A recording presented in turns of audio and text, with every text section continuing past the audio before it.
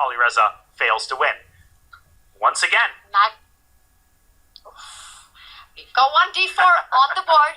So Alireza sticking to what he did earlier on in the match in game 2, and it did work, right? To some extent, we did have the chaos on the board. We did have an absolute wild outcome of the opening with eventual sacrifices being played and Alireza getting his chance. So he's going to try that one more time, but this is slightly different.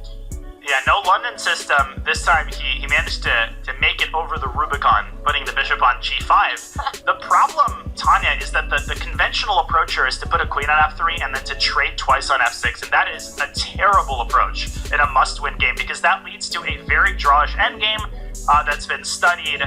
How do I avoid an early endgame? Maybe he forgot about this option by Magnus. There are alternatives to queen f3. Right, you can't play knight f3, but it's not considered to be a good idea in the Carlsbad to allow Black's bishop to move up to f5. If you want to play a Carlsbad with teeth, then you should have played the move queen to c2 here to prevent bishop f5.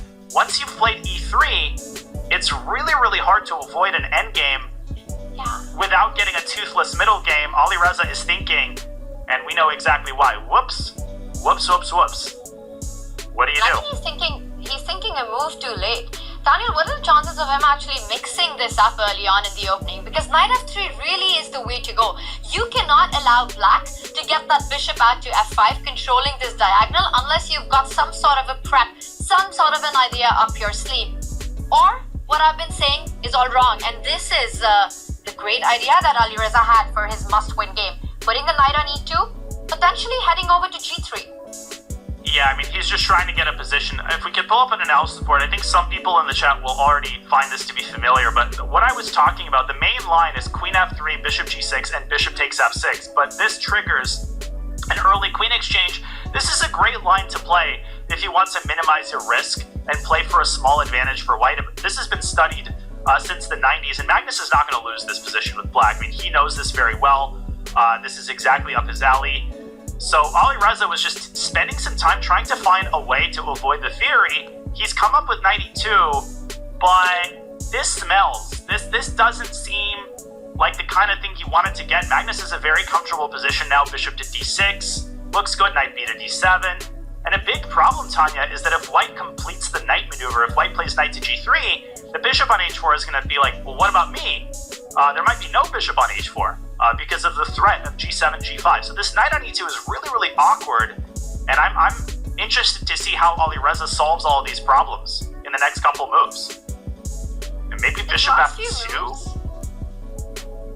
I like bishop f2 because eventually the dream is to put the knight on g3 and try to get an e4 break in. You want to get your central pawns moving. So the bishop from f2 is really nicely placed, covering up the king a little bit, but also defending that d4 pawn, overprotecting the center for a future break.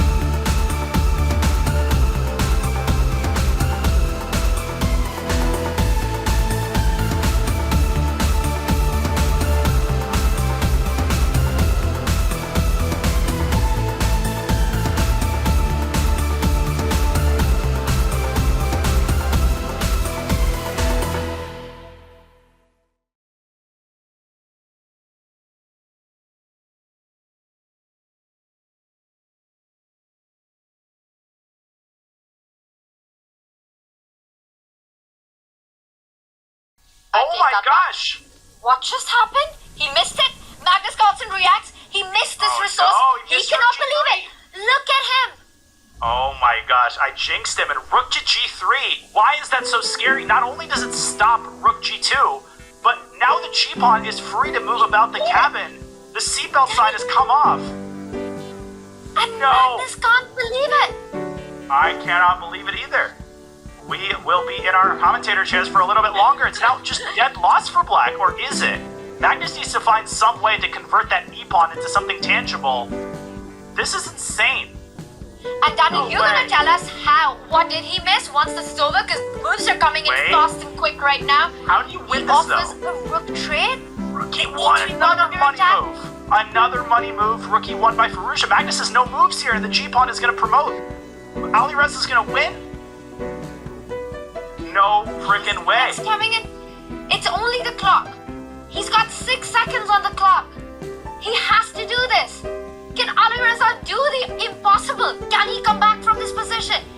I G6, completely Daniel. missed rook g3. Unbelievable. Oh And my Magnus gosh. is frozen. 30 seconds. Magnus is He's got no moves. absolutely He has no moves. E2, not possible. Rook e2, rook trade, lost. Alireza's next move is g6. Firouzja would win this with 1 second left. Magnus doesn't have a way even to make this interesting. He doesn't have a way to set a trap. This is resignable. And I Alireza take wins responsibility for this. If Alireza It's wins over. this, it goes into Armageddon. Rooks have been traded off. White's king comes closer towards the e-pawn. You could also go back to g1, but I think he wants to put that king on e1, just making sure the e-pawn's under control, and the h-pawn, the g-pawn coming together. How do you fight this? King d3 has to be tried. Magnus still trying. Rook takes He's pawn. done Rook takes pawn and king f1. Yes, rook. It's winning. That's it. That's Oh it. my gosh. The king. Armageddon incoming. The king goes to f3. It hides. The g-pawn cannot be hidden from that g8 square. And Magnus cannot believe it. He's so mad at himself. Wow, you never see. Oh, and Magnus is furious. Magnus is furious.